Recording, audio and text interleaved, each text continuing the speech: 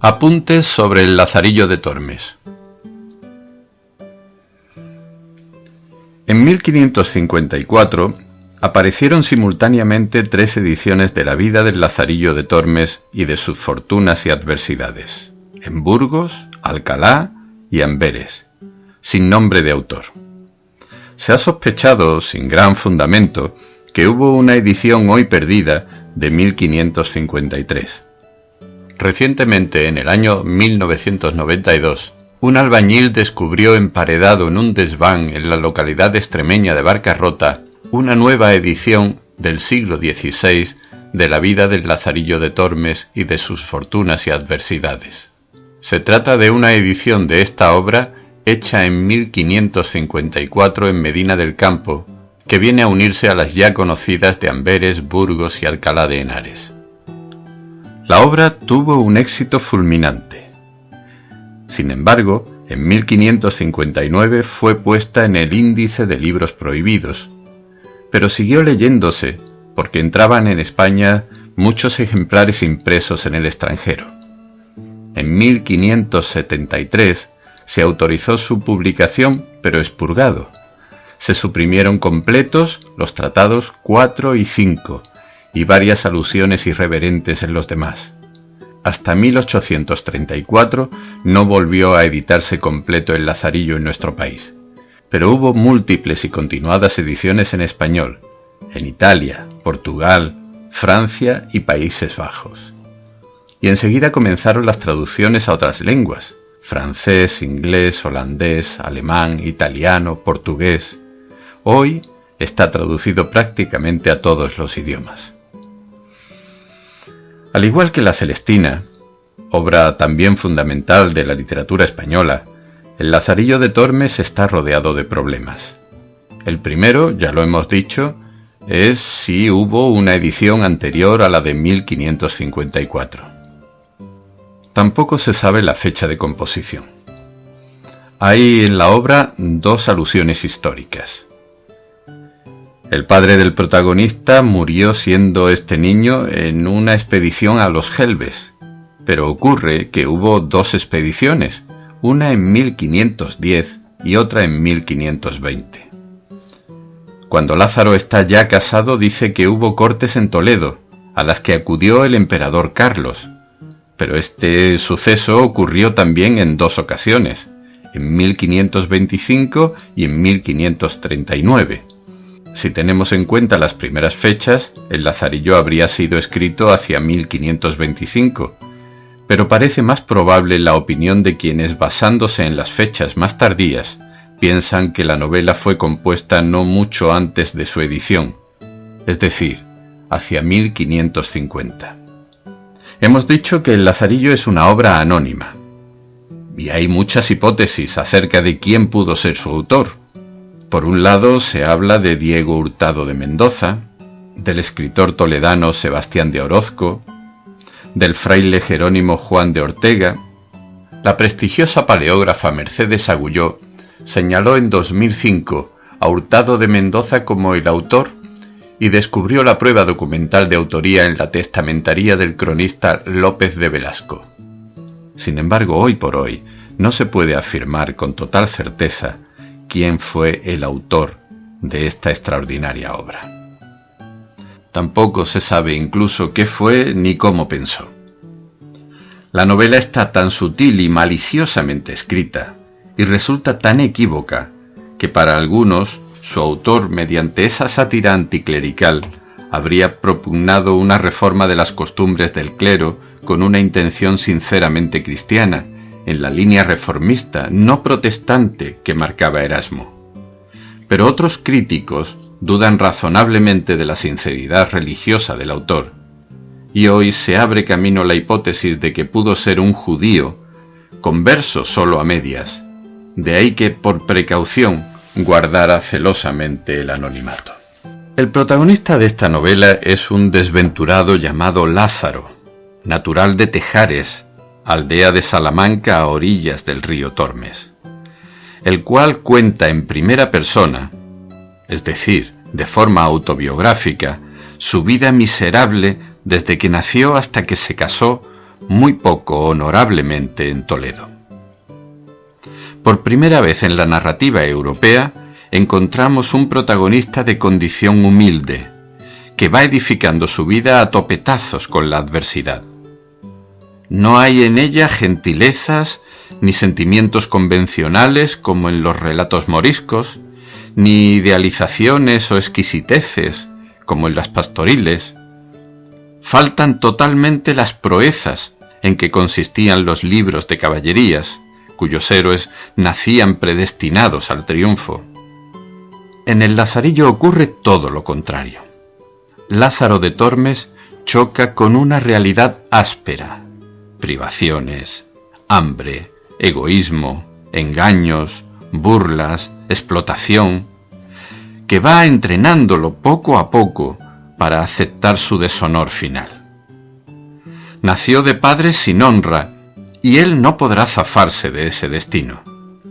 Aunque el tono de la novela es muchas veces humorístico, late en ella un hondo pesimismo, una cruel amargura. En las novelas anteriores, cualquiera que fuese su género, el carácter del protagonista, siempre adulto, estaba ya formado al comenzar sus peripecias. En el Lazarillo, no. Vamos siguiéndolo desde la niñez hasta la mocedad y varonía, y en cada momento se comporta en virtud de lo que su vida le ha enseñado hasta entonces. Es la historia de un proceso educativo para la deshonra y la vileza, interpretable como una amarga queja del autor contra una sociedad que impedía salir de su miseria a los desheredados. En cuanto que es el relato de una vida que va haciéndose, El Lazarillo es la primera novela europea moderna. Cervantes aprendió mucho de ella, y El Lazarillo y El Quijote están en el pórtico de ese gran género literario que es la novela. La obra cuenta en primera persona la historia de Lázaro González Pérez, un niño de origen muy humilde. Sin honra, nació en un río de Salamanca, el Tormes, quedó huérfano de su padre, un molinero ladrón llamado Tomé González, y fue puesto al servicio de un ciego, un clérigo, un escudero, un fraile, etc., hasta un total de 9 amos. Entre fortunas y adversidades, Lázaro evoluciona desde su ingenuidad inicial hasta desarrollar un instinto de supervivencia. Con su ingenio se irá deshaciendo de los diferentes amos a los que servirá.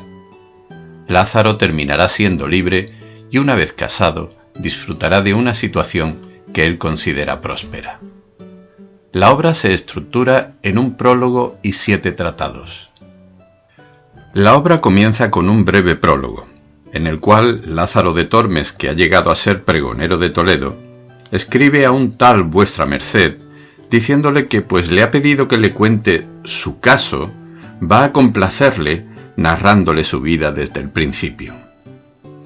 El caso que interesa a ese tal vuesa merced es un rum malicioso que corre por Toledo. La gente asegura que la mujer del pregonero es la amante del arcipreste de San Salvador, con la que éste lo ha casado para encubrir sus ilícitas relaciones. Lázaro, como es natural, lo niega en el último capítulo de la novela, pero al lector le quedan pocas dudas de que aquel rumor es cierto. A este contar su vida desde el principio, es decir, a este explicar una fase de la vida de una persona como resultado de cuanto le ha sucedido, de las circunstancias que le han rodeado anteriormente, se refiere al carácter de primera novela moderna que atribuíamos al Lazarillo. Lázaro de Tormes va contando su vida desde su infancia hasta su juventud. En su infancia tuvo 3 amos, el ciego, el clérigo y el escudero. En su adolescencia estuvo con el fraile, con el buldero y con el maestro de pintar panderos, y en su juventud con el capellán, el alguacil y el arcipreste de San Salvador. En cuanto a los personajes, Lázaro de Tormes es el protagonista de la novela. Representa a la clase baja y vagabunda de la época. Es un antihéroe, astuto, dependiente para poder subsistir y un pícaro. Fue de amo en amo para satisfacer su hambruna. Cada amo representaba una situación social diferente. Cuando pudo conseguir la felicidad, consiguió tener una vida más estable. Su padre se llamaba Tomás González. Es acusado de robar y condenado al destierro y a servir a un caballero. Poco después muere. Su madre, Antona Pérez, entrega a Lázaro a un ciego para que lo guiara.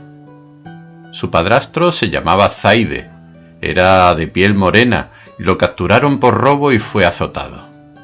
Su esposa era la criada del arcipreste de San Salvador. Una vez que se casa con ella, satisface su hambruna y llega a una estabilidad en su vida y se convierte en una persona feliz. Refirámonos ahora a los amos. Su primer amo fue el ciego. Es el personaje que más influye en la vida de Lázaro, ya que le enseña a ser astuto, malicioso, tramposo y hasta vengativo. El ciego le enseña las cosas a Lázaro a base de golpes.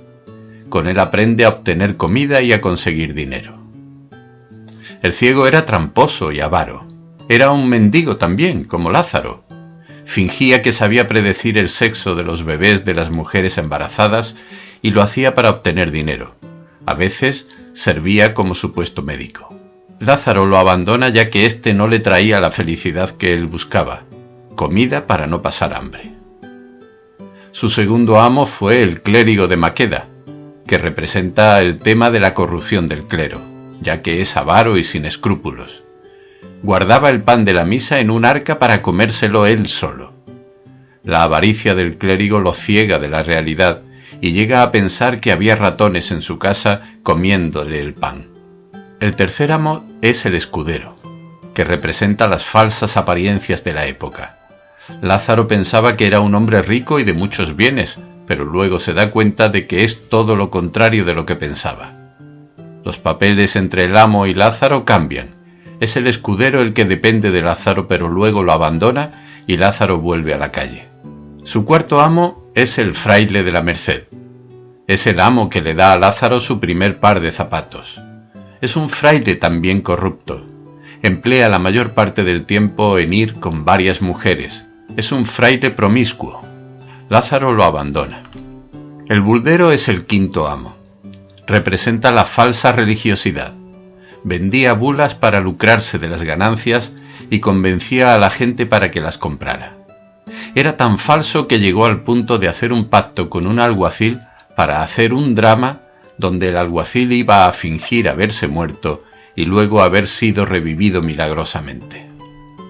El pintor de panderos es el sexto amo, con el que estuvo muy poco tiempo. Representa a la clase renacentista culta y artística. Al poco tiempo Lázaro lo abandona. El séptimo es el capellán, un oportunista que se vale de otras personas para recibir beneficios. Le ofrece el primer trabajo con sueldo a Lázaro.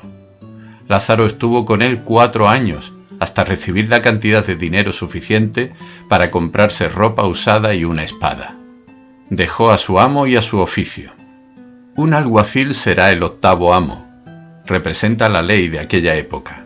Lázaro encuentra que el oficio de su amo es muy peligroso y por eso lo abandona. Su noveno y último amo es el arcipreste de San Salvador. Es el amo que le consigue una esposa a Lázaro. Representa también la corrupción del clero, ya que había rumores sobre relaciones ilícitas entre la esposa de Lázaro y el arcipreste de San Salvador.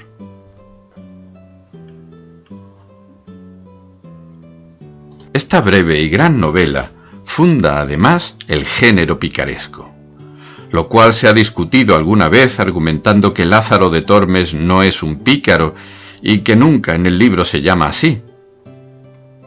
Según este argumento, la primera novela picaresca española sería La vida del pícaro Guzmán de Alfarache, escrita por Mateo Alemán en 1599. Lázaro efectivamente no es un pícaro, sino un desdichado. Sus picardías son raterías de poca monta, nada comparable a las hazañas, entre comillas, de los pícaros posteriores. Sin embargo, estos no han hecho sino acentuar rasgos de maldad que en el de Tormes estaban en esbozo. El pícaro, propiamente dicho, será un personaje sin oficio conocido, entre cuyas actividades entran las de mendigar y robar, sin ninguna conciencia moral. Vive a costa de los demás, pero suele ser víctima de sus propios ardides.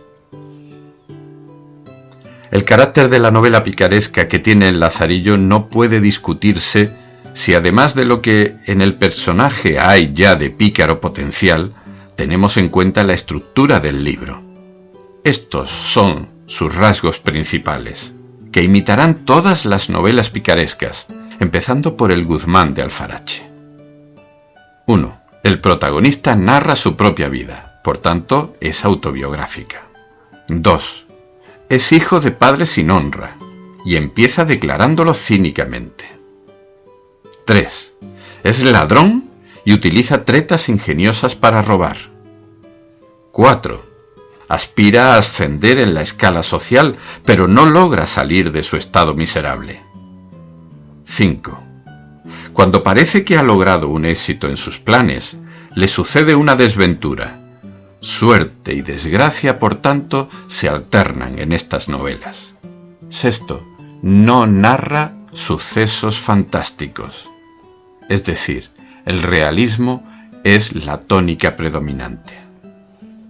El género quedó constituido propiamente, si no el Lazarillo hubiera sido una novela aislada, cuando adoptando su esquema, el genial escritor sevillano Mateo Alemán escribió La vida del pícaro Guzmán de Alfarache, entre 1599 y 1605, que se diferencia de todas las demás porque introduce reflexiones morales a propósito de las aventuras delictivas y pecaminosas de Guzmán.